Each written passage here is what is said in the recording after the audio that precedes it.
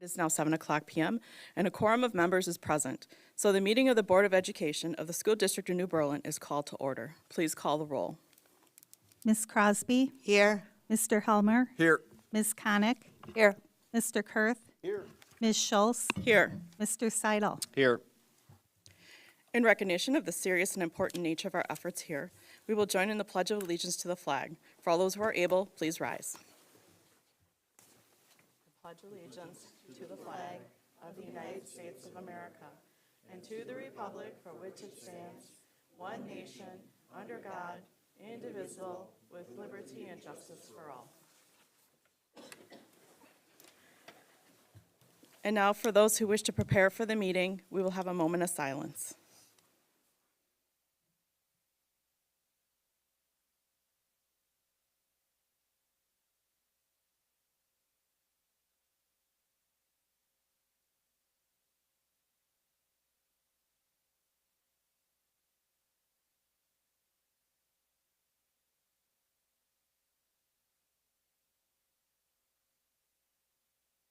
This is a public meeting of the Board of Education. Prior to this meeting, notice was given to the public last Friday by providing the agenda to the City Library. The agenda was also posted on the district website. A copy of the agenda was forwarded to the Journal Sentinel, the Waukesha Freeman, the Waukesha Now, all of which have filed requests for all public notices. This evening, we are going to begin with the oaths of office. We do have a returning member and a new member, and we are going to have Justice Rebecca Bradley doing the swearing in. Justice Rebecca Bradley was elected to the Supreme Court in 2016 after being appointed by Governor Scott Walker in 2015. She is the first Wisconsin Supreme Court justice to have served as an intermediate appellate court judge as well as a circuit court judge. Before joining the Supreme Court, Justice Bradley served as a District 1 Court of Appeals judge, a Milwaukee County Circuit Court judge, and worked as an attorney in private practice, including serving as vice president of legal operations for a global software company. Justice Bradley graduated from Marquette University in 1993 with honors in a Bachelor's of Science in Business Administration and Business Economics, and received her Juris Doctor from the University of Wisconsin Law School. She has many other accomplishments listed here, as well as being a member of the Supreme Court Finance Committee and chairs the Supreme Court Legislative Committee as the Chief Justice's designee. We're very privileged to have her here once again with us today. Welcome, Justice Bradley. Thank you very much.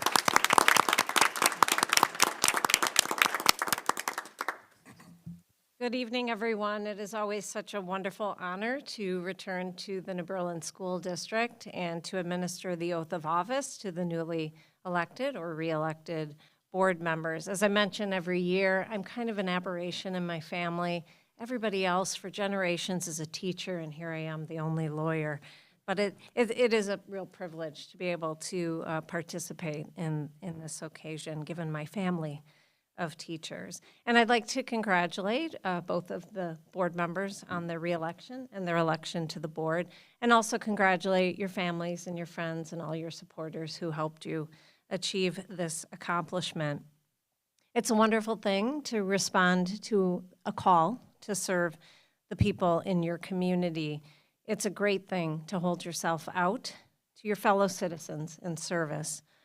And it isn't a small undertaking, as you both freshly know, to run for office. It takes a lot of courage, a lot of time away from family too. And it, in these days especially, as I mentioned, requires some courage and intestinal fortitude. So congratulations on undertaking the challenge and doing so successfully. School boards across the country, as you all well know, are addressing some of the most important issues to face the people of America and some of the most controversial issues. These issues affect our children and our community in significant, life-changing ways sometimes. So the work that you are undertaking and will do will have a tremendous impact on really everyone. And as you undertake those weighty responsibilities, I'll leave you with a few quotes to ponder. Winston Churchill said, "There is only one duty, only one safe course, and that is to try to be right and to not fear to do or say what you believe to be right. And centuries before that, Thomas Jefferson said, "In matters of style, swim with the current. In matters of principle, stand like a rock." Finally, Martin Luther King Jr. said, "The ultimate measure of a man is not where he stands in moments of comfort and convenience, but where he stands at times of challenge and controversy." And as you deal with those inevitable challenges and controversies that are associated with your position, always have the courage of your well-formed convictions, whether they are grounded in your constitutional duties to your constituents, or whether they are motivated by your heartfelt beliefs in what is best for the greater community in New Berlin. I'm sure you are both grateful for the opportunity to serve your community as an elected official, and I'm grateful personally and professionally for your service. God bless both of you, and congratulations again on your election. We'll start with the incumbent, Amy Crosby, if you'd like to step forward.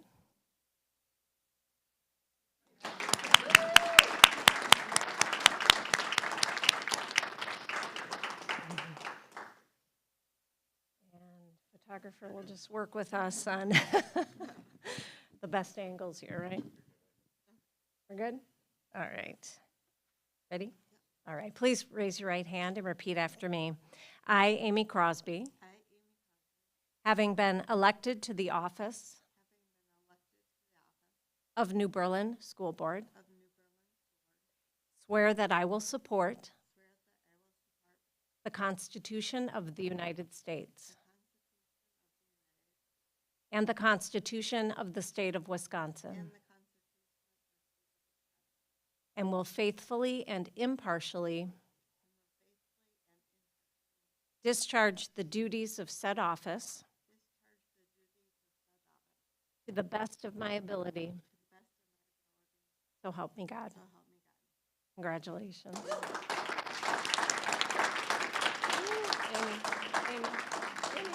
Amy. You gotta sign your your oath. And you're gonna sign right here.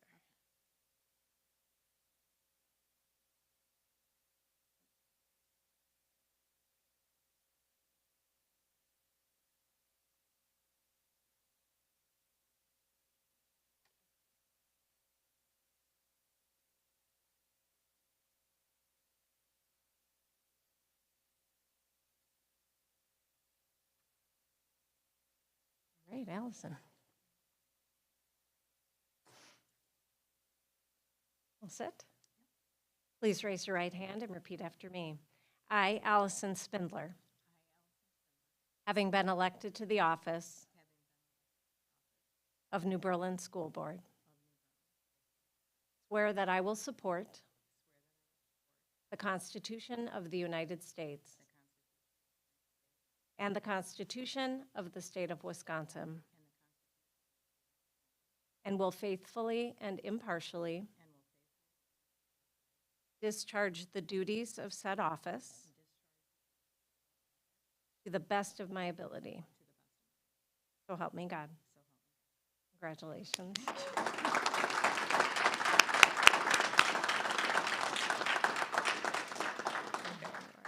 Right here? Right here. It is official. I think you get to take your seat. And the pen ran out. Wait, it might be me. Might be user. Let me see. Yeah. It's not a red pen, is it? Oh, yeah, it is.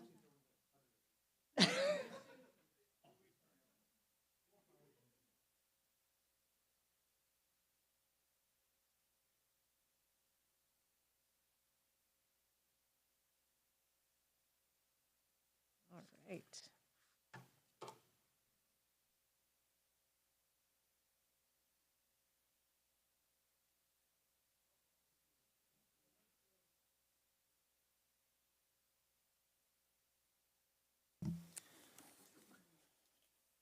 Next item on the agenda is our organization of the board, which we do annually at this time of the year.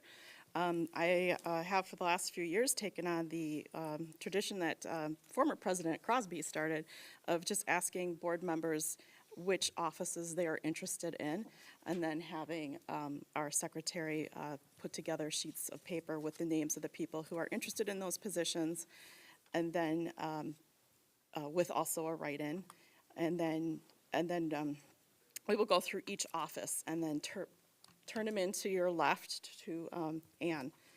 First up is president, and this is also the only time that we ever do a secret ballot. If you're ready to turn those in, just pass them to the left.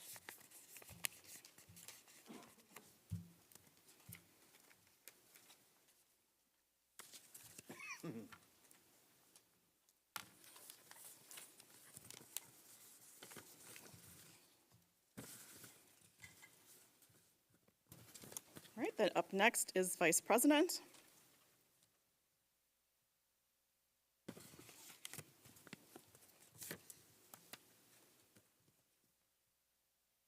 Ms. Schultz remains president. Thank you.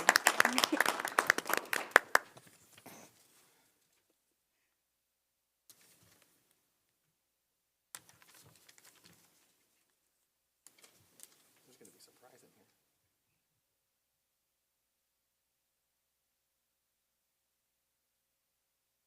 here. Mr. Helmer remains vice president. All right. Budget is unanimous. Then we have the clerk.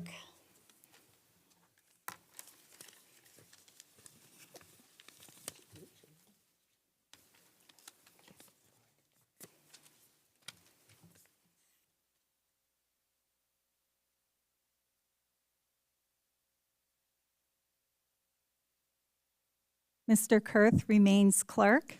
Yes. I was really hoping for that. And then last is treasurer.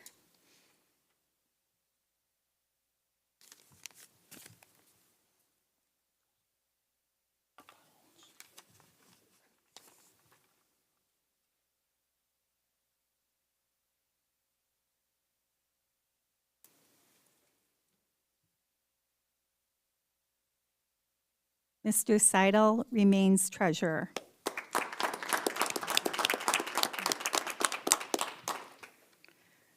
Thank you, everyone who stepped forward to serve in these positions. We also have a few other positions that will be appointed at the next meeting that we have, which includes the WASB rep. We have a CISA rep. We also have a City Hall rep, and then there's the committees. So the committees, we will all be taking care of those appointments at the next meeting. Then we have privilege of the floor, and we do have one person speaking this evening. I'm just going to read this here. Meetings of the board are conducted for the purpose of carrying on the business of the schools and therefore are not public meetings, but meetings held in public. This portion of the meeting is an opportunity for you to come and voice your concerns to the board. So please do not be offended when we quietly listen. We may even take notes. We do not immediately respond to your questions and comments. This is a time for you to talk and us to listen. Thank you for coming to voice your comments and concerns. When I call your name, please step up to the microphone, address the chair, and state your name and whether or not you're a resident in the school district. Each presentation is to be restricted to a maximum of 3 minutes. Privilege of the floor will be limited to 1/2 hour. Presentations are not to be designed for purposes of engaging others in a debate in this forum. Discussions of certified, classified, or professional personnel or of individual Board of Education members should not be considered an appropriate topic for this forum, and the speaker will be ruled out of order. And our speaker this evening is Ashley Burka.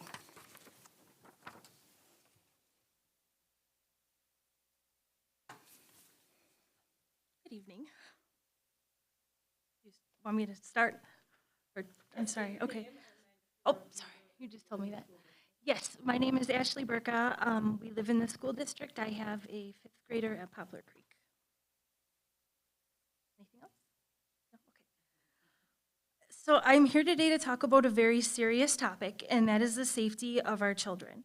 We're in a world living with violence and destruction, and we've never wanted to believe that such horrors could unfold in our community, but neither did the parents of Columbine, Uvalde, or the 12-year-olds who were involved with the Slender Man stabbing. I wish to address the board regarding its policies and protocols determining a parent's right to know when there is a student who poses a threat to the safety of our children. Despite much research, I'm not sure policies even exist. Recently, there was a situation at Poplar Creek where a 5th grade student made threats to kill or injure certain classmates with the use of her father's weapon.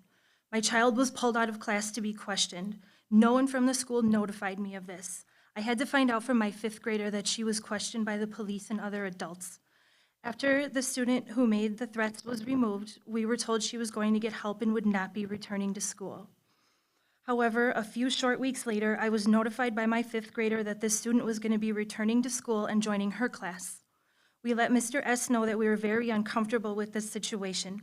He gave her the option to switch classes in the middle of the school year, and she was instructed by him not to discuss the reasoning why. While the school may have the reasons for welcoming this student back, whatever safety measures were put in place are a disgraceful failure, as she continued to share her dark and violent fantasies in an attempt to recruit and groom other students. 2 other children were hurt as a result, and one will forever see the course of her life altered from her encounters with this student. Despite the repeated threats that have been reported by us, the student is still in school, and we parents are angry, scared, and have no faith that the school district will be able to maintain safety measures. Our children are afraid. No one will give us any answers or even tell us if a threat assessment was conducted. I am told that she has an adult guard with her. Recently, there was a 6-year-old boy in Virginia, and his parents attended school with him too because of his behavior issues. The first week that his parents were not with him, he shot the teacher. What is going to happen when this child no longer has an adult to sit with her, or will our taxpayer dollars continue to go toward a person's salary and benefit package to babysit? While we understand that there are privacy issues to be considered, the district must find a way to balance a parent's right to know their kids are safe at school. They do not have to be given the name of the student, but the school can share some details of the situation and what specific measures that are put in place. Parents need this reassurance that threats are being managed effectively. If a child's association with the student puts them at a significant risk of harm, the parents should be informed. If certain individuals were specifically named as targets, the parents must be informed. It's absolutely critical that parents be given as much information as can be shared so that they can be extra vigilant. By keeping families in the dark, the school is losing invaluable resources of having extra eyes and ears on the lookout for potential warning signs. With cell phones and social media, many of these warning signs are not limited to the classroom. One of the most consistent statistics to come out of the study targeted by school violence is that someone knew. In conclusion, parents have a right to know when their children are exposed to any kind of threat at school. By not doing so, you are losing a valuable ally in the fight against school violence. The school cannot protect our children alone. As we parents are fearful of sending our children to a place that there are known threats that we have reported, please stop ignoring us. Please communicate with us so that we do not have to worry every single day when we leave our children in your care.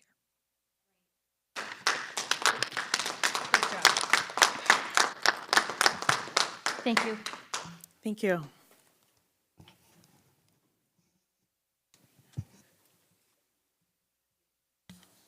Well, for my president's message this evening, I would like to welcome our new member, Allison Spindler. Welcome to the board. We all look forward to getting to know you and working with you this year. We also have a orientation scheduled, so that will help you get a little more acquainted and onboarded into our procedures and policies and how we work. Then we have our administrative team report. You want to start with students? Good evening, everyone. Fourth quarter is in full swing here at Eisenhower, and students are busy in the classroom. AP students are wrapping up their content and preparing for their AP test starting in May. During the fourth quarter, students in personal finance are learning about various investment options and strategies. As a part of this unit, Mr. Kern and his business classes have them partake in a 2-month-long stock game. Each student is able to manage their own personal stock portfolio, research and make investment decisions, and learn about the functions of managing investments and finances. Chemistry students are starting a lab about hydrates. This lab is particularly interesting for students in chemistry because it is truly an introduction to AP chemistry and the content and experiments that some of the students will do in the future. The orchestra plans to play with the Milwaukee Philharmonic on June 1st here at Eisenhower. It will be a wonderful show of sound as our student musicians will be able to play with local professional musicians. Freshmen and sophomores recently took state standardized testing. The students had the opportunity to practice and prepare for when they will take the ACT in the future. Also, this testing is a great opportunity for students to engage and align with college and career readiness standards. Prom is coming up. The prom committee is finishing their preparations and students are getting ready for prom on Saturday, May 20th. This year, prom will be held at the Italian Community Center in Milwaukee, and the music will be played by DJ Sante, a student favorite. April was the month of the military child, and here at Eisenhower, as a way to celebrate, our students and staff who have a parent who currently serves or served in the military, everyone at Eisenhower wore purple last week. The students selected for the 2023 Badger State have been announced. The primary delegates from Eisenhower include Prisha Chawla, Lindawe Kunga, Sai Prathel, Joseph O'Neill, Ty Smits, and Keegan Todick. The final performance of the year from Ike Theater will be Joseph and the Amazing Technicolor Dreamcoat. This popular family musical, following the trials and triumphs of Joseph, will see itself on the Eisenhower stage for the very first time. The show of bright music and color will be performed this Friday to Sunday, and tickets are out now, so get your hands on them before they sell out. Also, multiple Ike clubs are busy with competitions. Eisenhower Forensics recently sent 13 qualifiers to the state competition at DeForest last Saturday. Also, 7 Ike DECA members are currently in Orlando for the International Career Development Conference. Finally, the spring sports season is fully underway. Last week, the softball team was honored as the Milwaukee Journal Sentinels Team of the Week. There have also been multiple historic events from both the boys and girls track teams. The girls' sprint medley and 4x100 meter teams both set school records. And the boys' sprint medley team also set a new school record for the sprint medley. With the weather hopefully turning for the better, the track team is set on breaking even more records further this season. Thank you. And then the superintendent's update. The only other update that I have is, I can't believe we're talking about graduation, Simon. Simon, what are your plans for next year? Do we know yet? I'll be going to UW-Madison next semester to study biomedical engineering. Congratulations. Thank you. And we'll be sending out an email to determine or find out who will actually be at which graduations this year. So we've got, obviously, some parents sitting at the table that will be there, I would assume, anyway. But nonetheless, Ann will be seeking your input so that we can have balance at both graduations. And with that, I'll hand it back over to you, Janet. Thank you. All right. Then we have some district reports, which include the incident report, the suspension report, the enrollment report, and the donation report. Mr. Seidel, did you bring your glasses to read the donation report? He has his glasses. Okay. there you You go. need a flashlight too this time, or a microscope for you? It would be my pleasure. The first check was from 425 to New Berlin West Star Veterinary Group to support the DECA sponsor in the amount of $500. The next one was from 425 from New Berlin West. Daryl and Julie Webb support the robotics at New Berlin West in the amount of $300. The next one was 425 from New Berlin Plastics for New Berlin West to support robotics at New Berlin West in the amount of $500. The next one was 425 New Berlin West Crohn's Inc. to support robotics at New Berlin West in the amount of $2,500. The next one was from 425 New Berlin West Iris, Stacknick to support robotics at New Berlin West in the amount of $100. Next one, 425, Elmwood Home and School to support Elmwood with makerspace upgrades in the amount of $5,000. The next one was 425, District Office, Dillett Mechanical Service to support the New Berlin Build Team in the amount of $500. The next one, 425, New Berlin West, Eileen Chandrisvi MS to support choir at New Berlin West in the amount of $150. The next one is 425 New Berlin West, Aaron and Carla Grozinski to support robotics at New Berlin West in the amount of $100. Next one, 425 New Berlin West, Eaton to support robotics at New Berlin West in the amount of $500. The next one is from 425 New Berlin West, Herb Cole Philanthropies to support robotics at New Berlin West in the amount of $250. Next one, 425 New Berlin West, The Dog Nest, purchase track shirts at New Berlin West in the amount of $500. The next one is 425 New Berlin West, PPG Foundation to support Boys United Swim Team at New Berlin West in the amount of $750. The next one, 425 New Berlin West, Mark Schwartz to support the New Berlin Build Team, Backfire, $500. The next one, 425 New Berlin West, Amy Jandrophites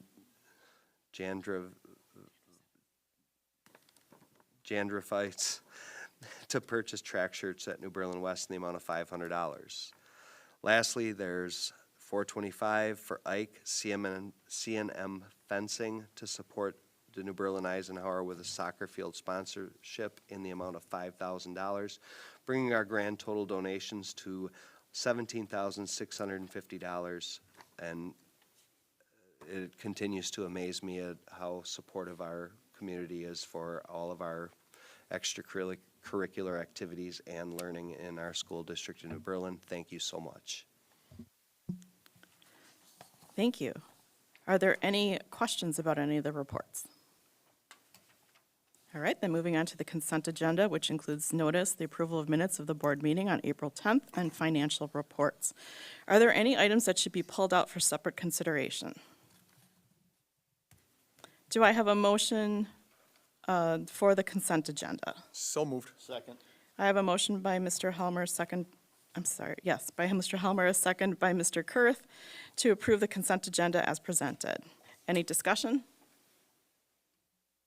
Hearing none, all those in favor, raise your right hand. Motion passes. Then we have our regular agenda. First up on the regular agenda is a second read of the policies previously approved and unchanged and local policies from the School District of New Berlin Manual. Do I have a motion? Oh, wait, are we going to go ahead and approve this evening, or is this just a second read to discuss again?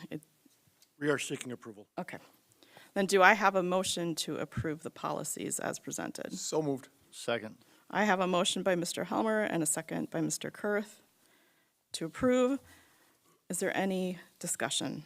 I just want to mention you've done some heavy lifting. We have about 70 policies that you are approving that had been, for the most part, already approved by the board, but reviewed and updated by Neola, our consultant with board policies. We're going to be doing a bit more work over the course of the next several months to get through them all so that we only have to do this approximately twice a year, every year, moving forward. So thank you very much. I did have a question. I need to get to that page just a moment. Wanted to make sure I was reading the chart correctly. So there's the two portions of the chart that's highlighted in yellow, previously board approved and now updated, and then the local policy from current. Those are the ones that we are approving this evening with the check marks. Okay. And then eventually we're going to get to the ones that say previously board approved and unchanged. There's no check marks in there yet, so those are, wait, never mind. If there's no check mark yet, we don't know. Oh, are there any on here that? No, Okay, so right now, everything on here, every policy listed on the current chart is what you're approving, and they've all been previously approved. okay, so then the calendar must be the one that has stuff that is in the future then, is that right? Okay, got it then. All right, anything else? All right, then, all those in favor, raise your right hand. Motion passes unanimously. Then we have limiting access to internet applications and non-educational content on iPads and Chromebooks. This is an item that was requested by Mr. Helmer to bring forth. And to start, if, Mr. Garza, could you give us the context? I know I asked you to put together just a couple of slides. Sure. Yeah, we've got Kelly here. I was going to share kind of the teaching and learning part of our technology use, as well as Brandon Castoli, our Director of IT. We do have a recommendation based on our conversation with Mr. Helmer, and we'll just go ahead and get started. We're just going to move through rather quickly the first few so we can get right to the issue at hand. Yeah, I mean, we actually had Brandon and Caroline and Jenny, who are our digital learning coaches, they kind of put together just a few slides to remind us of what we have been doing in the district and kind of why we've been doing what we've been doing and how it all interconnects, not only with the safety and security of our processes, but also how it relates to the teaching and learning pieces. So as you know, everything that we are doing in the district relates to our district, our vision of our graduate. We want to make sure that we're improving access to our educational resources, kind of enhancing that collaboration and communication that we've always done. We also want to customize those learning experiences for our students. And this kind of helps with our engagement as well as personalization and kind of gets into that critical thinking and problem solving that has been so important in the things that we do. We have a lot of supports in place for our learners. There's a plethora of things listed here, but I just wanted to have you look at sort of that security and data privacy pieces, as well as that whole understanding that we're utilizing our technology usage for creativity, collaboration, and personalization, as well as we really focus a lot on becoming really good digital citizens. We have lessons not only in the classroom, but in our libraries.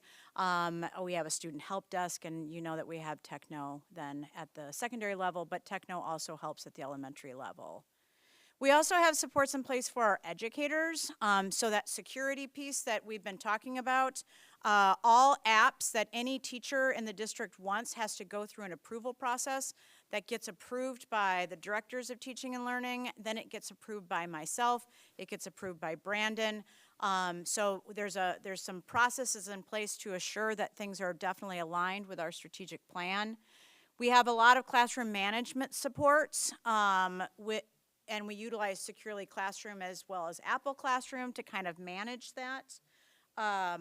And then we also have a lot with innovative teaching and learning in the classroom. So as you know, by looking at your children's report cards, we do grade on instructional literacy, technological literacy strategies, so that our students and our teachers are grading our students on using technology to enhance their learning, and that will help drive them into the future.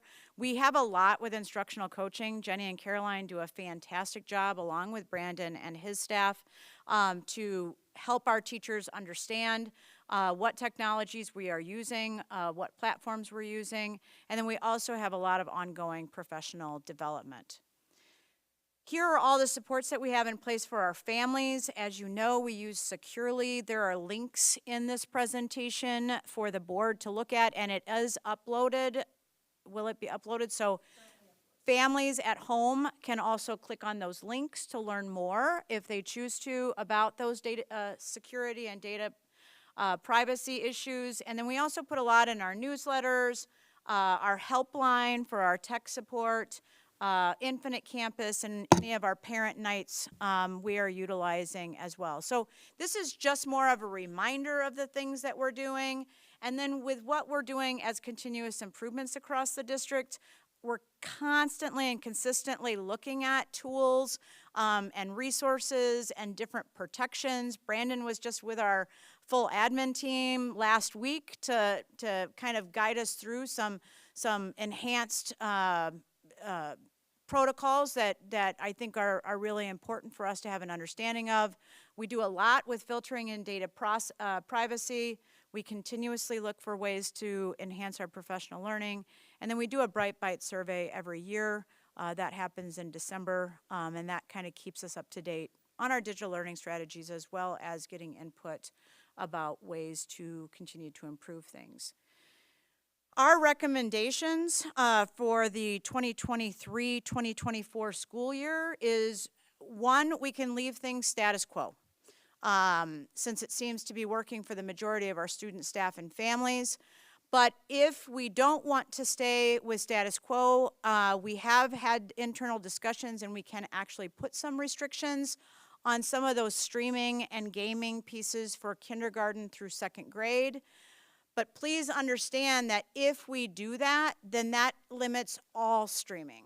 So right now, our kiddos, in a safe way, can, because of our Google protections, can insert like a YouTube video into a presentation that they're doing in class for leopards.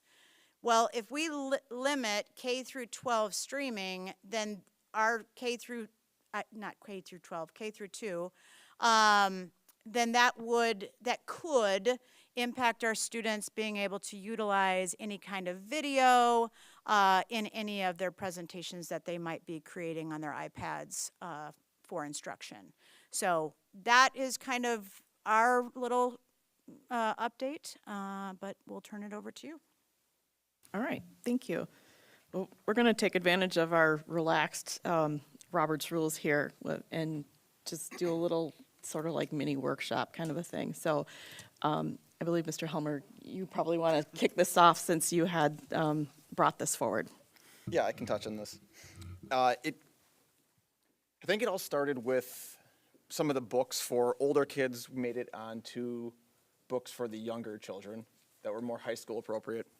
That's what started this, and then it seems to be kind of 3 or 4 things that have come up. There's a fake Google Classroom that my son found, and when you're on it, you can click on it, and there's a button that says, push this button if your teacher is coming.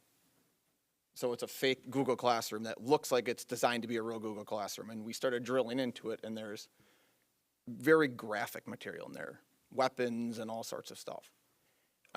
Just recently, there was another incident where some kids were on Spotify and found graphic music on there. And so I know the district does a really good job of limiting this stuff, but when we don't block it out in advance, we have to go and find it and then block that stuff out website by website. And as someone creates a new website, it can make it through some of these filters. So especially at the younger grades, I would like to block almost all internet access except for the very specific content that they need. Seesaw, Redbird, and those apps that specifically have education in mind. There's other, my kid will come off the bus and playing Blue Kid and all these other non-educational games too. And I just think the more we get these screens away from the kids, the better off they are, especially with the content that some of it makes through our filters and that we can't protect them from all of that. So my goal is at least from K to 2, preferably K to 3, block all websites that aren't pre-approved from the district. And that would be, I don't know, 10 or so websites maybe. So thoughts, feelings from anyone else, I'm open.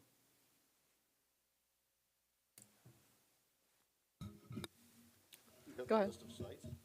Sorry? What 10 sites were you referring to? I'm just making up a number, just. Oh, I thought you had, you sounded No, very, very specific. from the conversations I've had with, from conversations we've had with teachers in the district, I don't think that list is large that K through 2 uses. They're not doing research papers and all that. I mean, I get it, once you start getting to 12th grade, it's really hard to make giant restrictions on that stuff. They're doing research, they're looking at Right. companies and all that stuff. I think we have to have a scaled approach where K through 3 has very K through 3 has very locked down, limited what they can see. 3 through 6 has more access. 7 through 8 is, I don't want to say unlimited, but closer to unlimited. And then in high school, I mean, you're really just blocking the bad stuff from them at that point. Go ahead. So, what I've accessed this year, and I have 2 17-year-olds who are seniors at West, is my son took a film class and could not, on his Chromebook, access certain film clips for a student presentation. The teachers have access to that could upload it to his presentation, so it really wasn't a big deal. But when he was going through this presentation with us, we really didn't know what was being there. Also, I question students, again, as high school, with college and career readiness, students who attend college courses outside of the district, WCTC, UW systems, some of the things cannot be accessed from the Chromebooks for home use. So I'm kind of a little bit different mindset. I understand the K through 2 and limiting these things, but I believe that certain things at the high school level, when you're taking a film class and you can't even upload to your presentation, you can't even upload a film clip to your presentation, you're not really getting you kind of get my point. But my son told me that Mr. Allstott had access to these, that he could bring them up as part of his presentation. So that really wasn't a big deal. My daughter did dual enrollment and or took some college courses at WCTC, and she couldn't access everything she needed to from her Chromebook. Now, we have alternative things in our house that she could, but by the same right, if we're going to support these students as part of the district, they should have access to things they need at the college, for their college courses. So those are my 2 cents. I understand limiting K through 3. I would even go as far as to K through 6, but that's just me. But I can understand Mr. Helmer's concerns with our elementary students. So just my 2 cents. And I guess a lot has changed since my kids, I guess I'm dating myself, have been in elementary. They didn't go home with iPads. So a lot has changed. So can they download apps onto the school-issued iPads?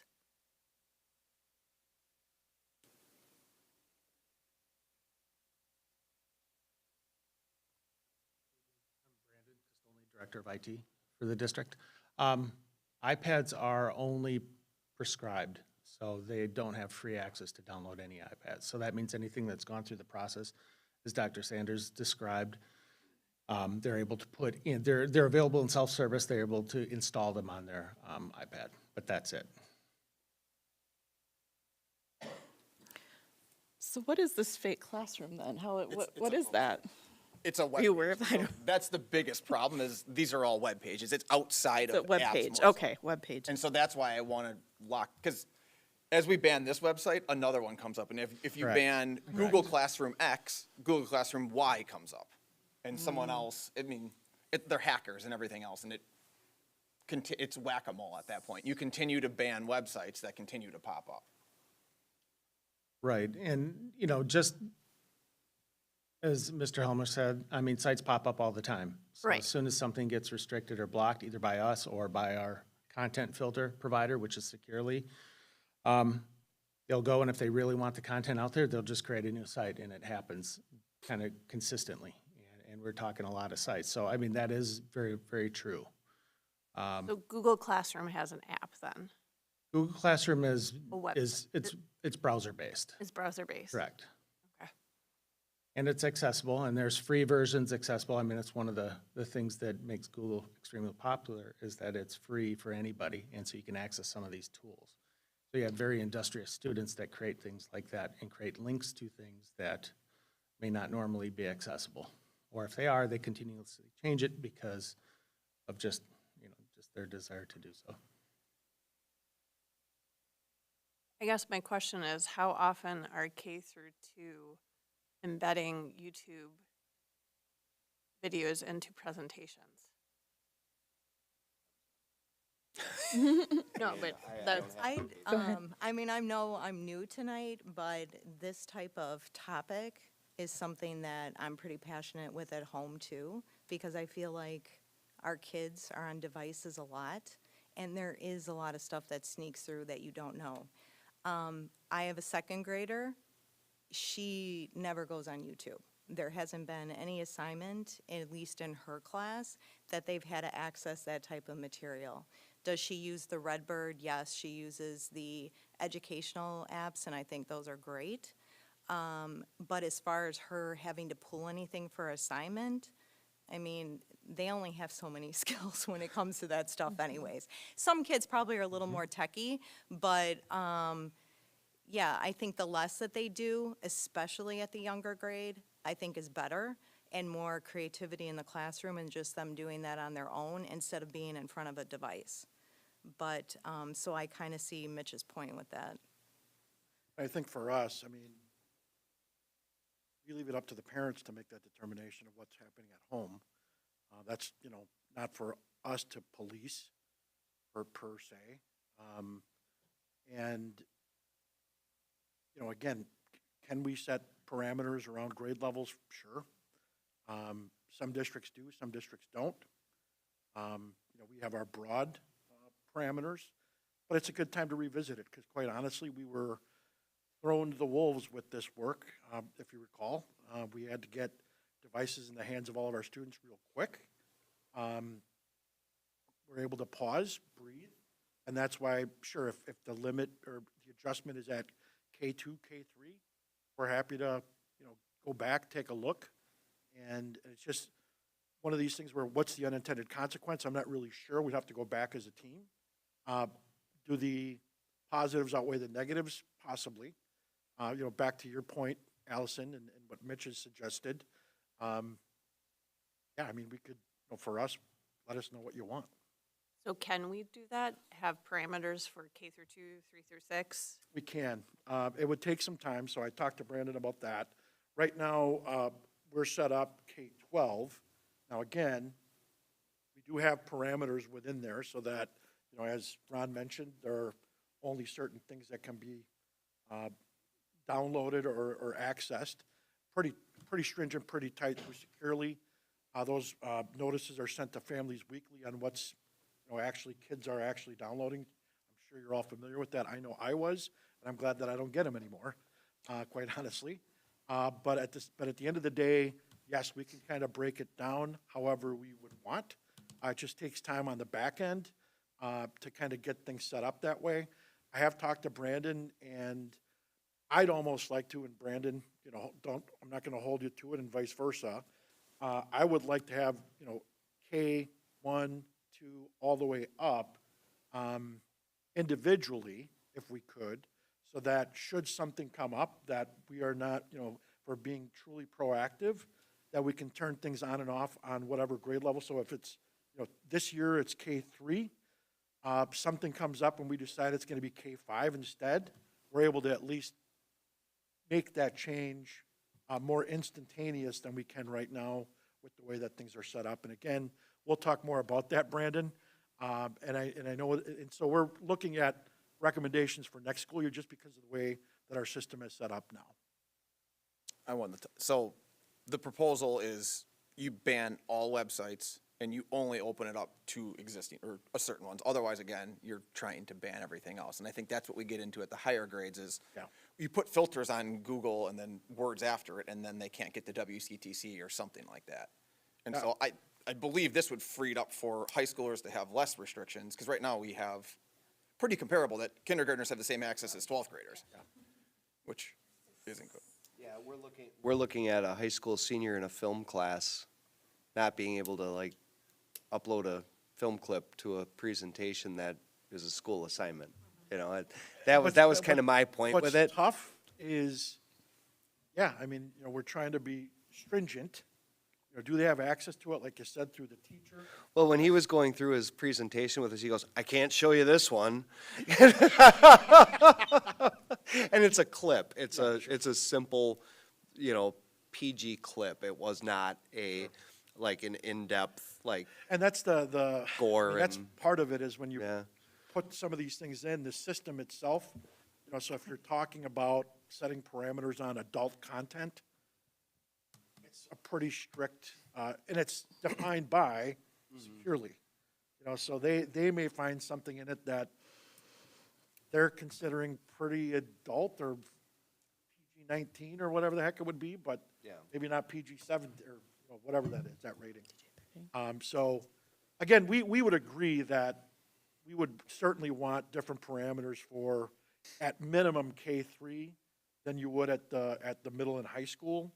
So again, that's what we're wanting to talk about. Did you have something? Yeah, I just wanted to kind of chime in just a little bit. So if you guys are you guys going to get feedback from the different grade levels, different teachers from different grade levels to kind of see how they're utilizing it, what you can and what you can't?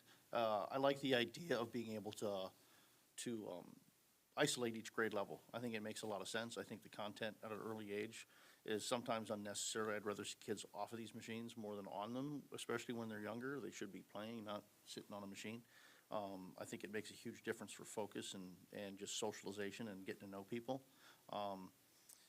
I know that your hands are sometimes tied. I'm going to kind of just harken back to the whole book situation. So the book situation, I know that because everybody's streaming everything online, that content is basically going to be restricted by the booksellers and the book owners and the online libraries, and how their hands are tied. So if people don't know, the publishers set what the books are. So when we're seeing books that don't have content that we want to have access for our kids, a lot of times we don't have any choice in the matter of what they say, because what happens is they'll deem a book, this is great for 9 and 10-year-olds, and when we read the content, and it shouldn't be for them at all. And that's really set by the publisher. The people that I have a problem with is the publishers who are deeming the level of what these books are when they're not true to what they are.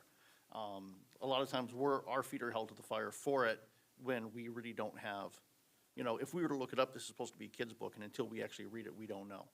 So trying to limit that, we've cut ties with a lot of online book people for that same reason, because we don't have the access to create filters the way that they do.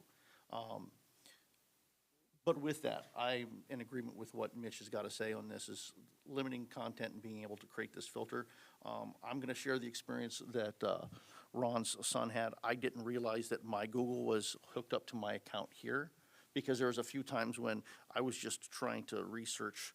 I don't even know what it was, because all of a sudden it was like kicking. I'm like, why am I getting kicked out of this or that and the other? I mean, it was just really odd stuff that I was being kicked out of, and it just dawned on me. I'm like, wow, these are all the protections. It made me feel good that I was like, well, this is cool. Well, this is cool. This is cool. I mean, I couldn't believe the stuff that was filtering. Even I think it was movies, and I was like, why can't I see this film clip? And it was just, I think that's exactly what it was. So I know the filters are there, but I think as we move forward, looking at every single grade, if we have that ability, would be great. But I also want to make sure that you guys have feedback from your grade level. So if they have content that the teachers feel they need to have access to, we're not limiting that as well. So anyway, that's my 2 cents. Yeah, we can definitely talk to staff. I mean, Caroline and Jenny really have a pulse on what's happening at all the grade levels, as well as Brady at the elementary level and the administrators. So we can definitely see what sort of will be really strong about this, and maybe some little hurdles that we're going to have to address. Yeah, and again, it's,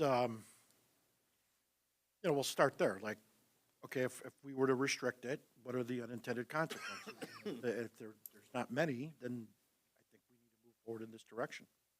I'd like to target K-4. I think the sticking point's going to be probably 3rd, 4th, or 5th grade, I'm guessing. There's going to be a point within there, but I personally believe the higher we go, the better. But I would like to target 4th. If we can't, then 3rd. Yeah, of the other districts that have a rate point, it's either 2nd grade or 3rd grade. Okay. Doesn't typically go up any higher than That's that. kind of what I but was thinking. We've never really followed every other district, so that doesn't bother me. I have a question. So I thought we standardized on Canvas, not Google Classroom. Canvas is our learning management system. It's just that everything comes through Google. I mean, Google is just, how would you describe? I mean, Canvas is sort of where all the teachers are storing their assignments and doing all that. Some of the younger grades are still using a little bit with Seesaw because it just has a few more comforts that some of the teachers and students like with the little characters. But Google Classroom kind of is that umbrella that everything is sitting Well, underneath. Google Classroom is an LMS, kind of like Canvas and Seesaw, and it is not one of our official No. platforms, but it's available by default. And some of our products, like Securely Classroom, require us to roster it in order to function. Securely Classroom is used for teachers to see and lock screens and see what students are doing on their Chromebooks while they're in their class. That mechanism requires Google Classroom to be running in the background. But again, it's just kind of a byproduct. We do not use it because it's not nearly as robust of a product or grade level appropriate like Seesaw is for elementary typically, and Canvas for upper or secondary or upper grades. And then I just wanted to say I agree with this. I think doing it by grade level is great because then you have grade level like teacher teams that can talk over what they need and stuff. And I would suggest starting like at low kindergarten first and working your way up. So I agree with that. Okay, it sounds like everybody's on board with implementing more restrictions on the younger grades. So I'm going to sort of do like a poll. How many of us here, or just raise your hand, would like to see an official policy on it? Okay, so everybody wants a policy. So then I guess the next step would be is administration. Can you write up a policy for us that Yeah, would be I guess with I would. what I would- best works I would with question you? the policy piece Okay, as opposed to an administrative rule or just general expectation, procedure. I think we want to be able to have something that we share with our families. I mean, I think if a prospective family comes in, I think this is, And again, I'm and just whether not it's a sure that- policy, I don't know. I'm just the- not sure that a policy Okay. is the right so mechanism. not a school board policy. Is the only thing that I'm asking. Would it be more like there's school handbooks, right? There's student handbooks. There's administrative rules. Administrative rules, Which okay. we would be assigned. Okay. that These are the expectations, and that's what we would manage. Uh-huh. You know, I would caution on the policy piece, because again, we take an act of the board, so if Yeah. we came upon something that was like, we wanted, you know, if Was it's better, you want to it's implement second to it. third grade, we could shut it off instantly, Mm-hmm. as opposed to having to wait to pull a board, to have an action of the board in order to be able to do that. Again, you can do it however you want. I'm not necessarily suggesting that you do or you don't. I'm just thinking about the administrative piece of this. Again, when we're trying to be a little bit more nimble as we navigate these things. And as we all know, they're literally changing by the second. So we would be adaptable as the internet, gotcha. Yeah, so, but again, we would, I would be happy to draft policy/administrative rule that would lay this out, that we would be able to, you know, put into our technology appropriate use things and sharing out with families and so on. Maybe that's where it belongs, yeah. I would like to have, so families know, like, what Yeah, does my kid actually have access to? absolutely. Because a lot of the tools that we went over, I get that securely email that says, your child has visited these websites, but it's just like the same 3 websites. But once you actually go in there, then you can drill down to the web pages within there, and you actually see the trail of what they were on, which is a lot different than just that generic email. Yes, my only comment about policy is that the board changes over a lot. So having a policy, does that like help keep it in place even if the board would completely change over? You want something to stay even, does the administrative whatever order, like does that stay whether or not you're here or whether we're here or anything? Yeah. It would. Okay. We could write it as a general, like, Yeah. more broader, like. Well, one thing that we could do too is just look at our appropriate use of technology policy that we currently have, Okay. and then review that. Yeah, I mean, can we just, I guess we'll Think about it. suggest Okay. the mechanism. it. We'll appreciate your feedback. I guess, What is the plan for implement? Is the plan to roll this out for like summer school to like test it and make sure that we don't have any bugs? Or is it to roll it out first day of next year or Well, what is? depending on the scope of what it is, I mean, it's not something, we basically have to kind of rebuild the back end a little bit to make this all work. We could potentially pilot it at summer school. yeah, and I guess, so that was my other clarification though, is what does the board want? So I I've want heard all- K4. I want K2. all social media banned from our devices. I am so sorry, but I don't think that any, is. they've got phones. Okay, it is? Okay, I just want to make sure because there's social media websites popping up new it seems like every other day. Is it fast? Are you able to react quicker if we do this in like K through 3 and then leave the rest the way it is? Or is this more of a build-up if we go grade by grade, or what is that lift for you? Honestly, I'm not quite sure the extent of it at this point. Yeah, that's a fair answer. So, Should we give them a task to come? Because, Yeah, because come we back also want to we also want to respond to what was asked before is us checking with our staff on Yeah, that, what are the unintended consequences. And again, it's not that we're trying to buck this, we agree. It's just a matter of specifically how we want to attack it. And then again, if it's a couple, 3 things that we can adjust and do different, I don't think that's a problem. Is June too soon? Yeah, I was to gonna back and say, give us come some- back could you come June, back in yeah. Can you give us some feedback on it? Well, we can probably come back sooner. I think we got to have some feedback. Yeah, we'll come back sooner. And, maybe the goal would be to have something actually approved by the board, whether it's a policy or a procedure or an administrative rule, in the second meeting in May. I think that would be appropriate. okay. So that, again, Mitch, we're hitting the ground running for. Yeah, I just don't want it all of a possibly- sudden be July and we're telling them to No, I get think this thing loaded in you, 2 weeks and we're shutting stuff maybe we down. bring an update at the next meeting and then look to approve something the second meeting in May, Okay, would be our all good. suggestion. Just so that they also have time to prepare to get ready to do yeah, what we need. we need to do a little research on our side as well, yeah.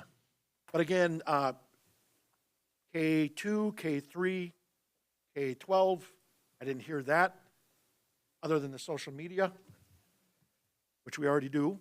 Okay, good. I just wanted to make, Yep, I don't you know, bet. because it just seems like every time I turn around, my kids have got a new social media site that I can't even keep up with it.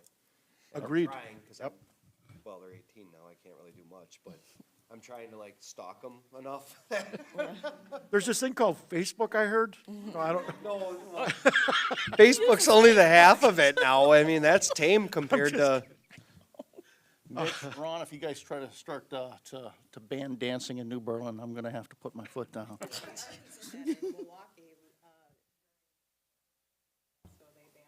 Yeah.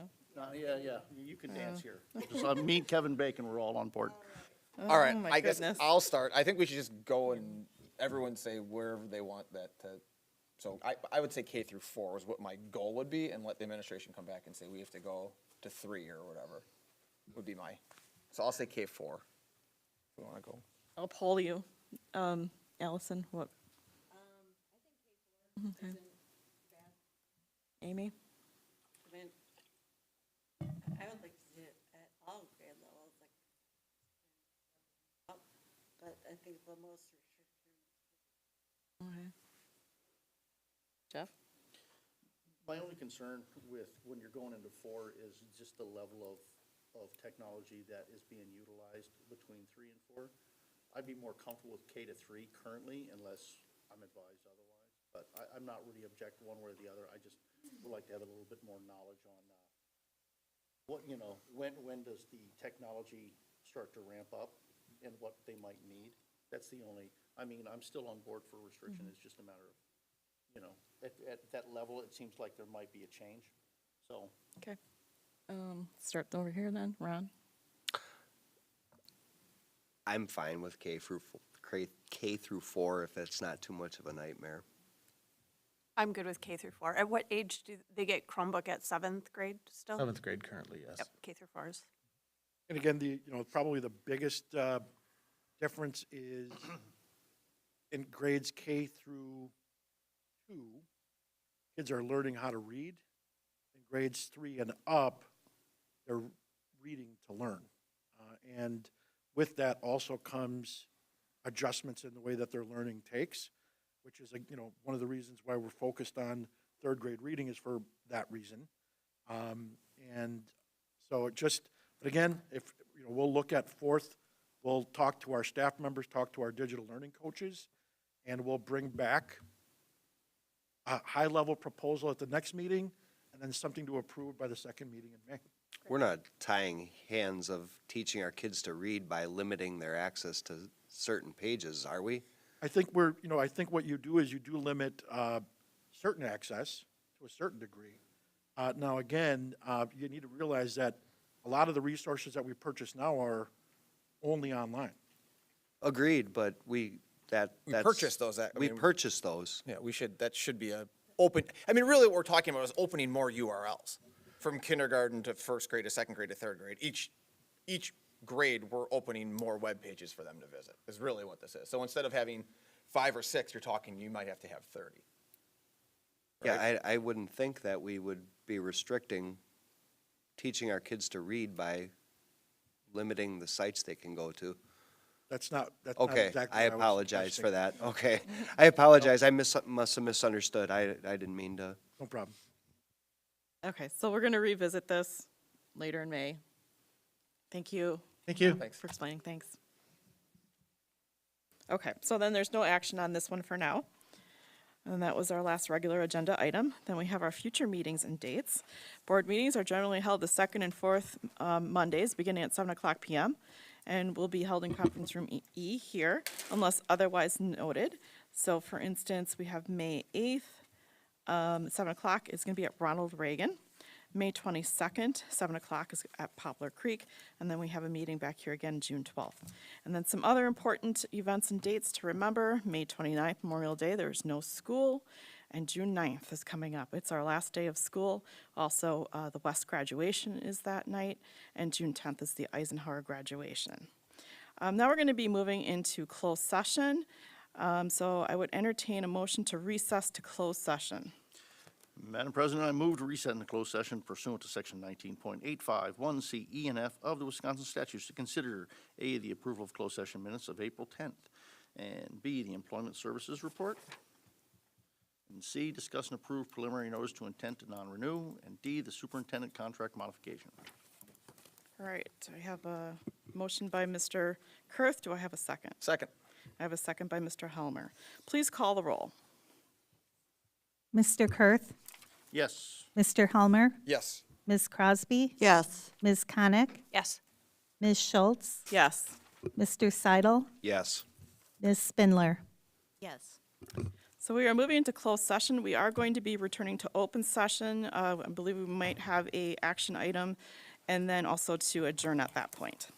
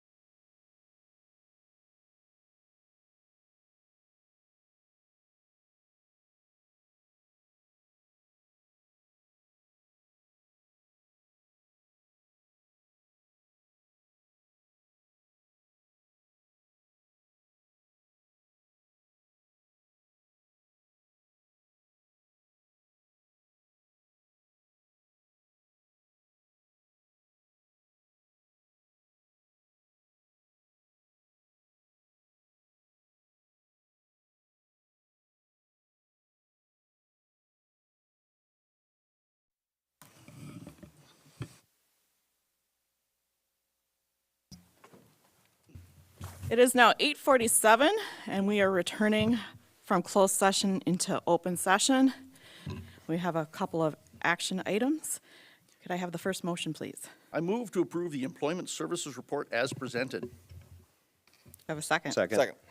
Okay, so I have a motion by Mr. Kurth and a second by Mr. Seidel to approve. All those in favor, raise your right hand. Motion passes. And then the second one? I move to approve the preliminary notice of intent to non-renew as presented. And a second? Second. I have a motion by Mr. Kurth and a second by Mr. Helmer to approve the preliminary notice as presented. All those in favor, raise your right hand. Motion passes. Now we have adjournment. Do I have a motion? Second. I have a motion by Mr. Kurth, a second by Mr. Helmer to adjourn. All those in favor, raise your right hand. Motion passes. This meeting is adjourned.